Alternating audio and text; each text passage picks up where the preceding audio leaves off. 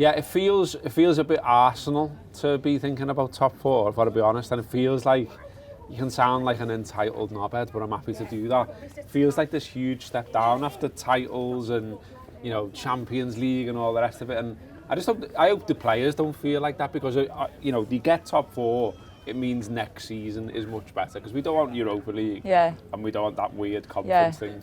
It's not, I know it sounds mad, but bear with me, I don't think it's about finishing top four, it's about being in the Champions League next season. I know that sounds mad, because sometimes we fixate on this top four, but it's because of the importance of the Champions League to Liverpool next season, I think, because it's not about just not wanting to be in the Europa League. We've got a couple of players with question marks, I think, over the Reds, and I think that's what my issue is. I mean, I would cop for not having the Champions League if I knew that every single player was going to stay and you know, make a good go of it next season. But there are a couple of things doing the round, and I think whether they take shape or not, I'm not too sure. But I think it's just naturally you're looking at players who've played here for 4, 5, 6 years now, coming to the end of a bit of a cycle, and modern football isn't a place where people stay for 10 years anymore. So that's my concern about the Champions League. Like I say, I would take a year without it if I knew everyone was going to stay, but I feel like that's not the case, and I think you need something for them to hang on to, don't you? Yeah, there's something about the story of the club as well. I mean, you know, we love the story of the club, we love our club, we're totally immersed in our club. But as you say, like, you know, Europe's top stars, when we're going knocking on the door in the summer, or even now, let's be honest, they're already doing it.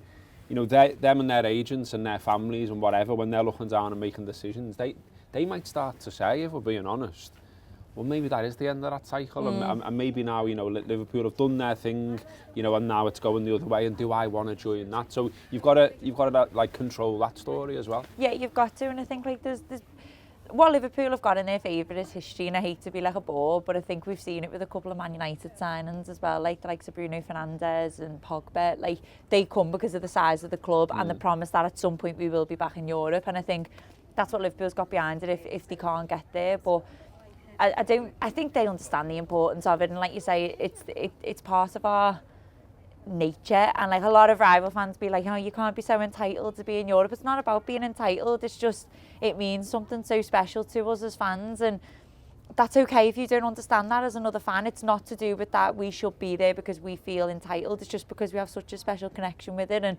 some of the best memories, probably the best memories I've ever had with this football club has been in Europe, and why would you not want to be in it? It's the best competition on the planet for me. It's the biggest competition on the planet. It was brilliant winning the league, but there's just something about the European Cup.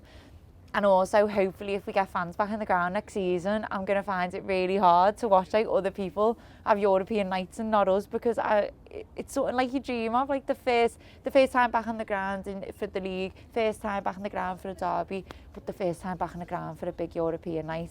That's just something I really don't want to miss out on. We want Real Madrid as well. We want, you know, we want Madrid, we want Barcelona. We don't want, you know, with every respect to Spartak Vladikavkaz, we don't want Spartak Vladikavkaz. So, you know. We do, honestly. Like, you know, when we were watching the match on Wednesday, a little advert propped up and it went, Slavia Prague versus Arsenal, and I thought, oh my God. And then it was like Man United versus Granada, and I thought, could you be bothered watching that? And no. Listen, you can't. And when you're in the Europa League, it's different. I think when you're on the outside looking in now, and that's what I'm talking about, like for other players who might be thinking of coming to Liverpool, it is a different thing. Like when you're a fan, you're taking in your stride.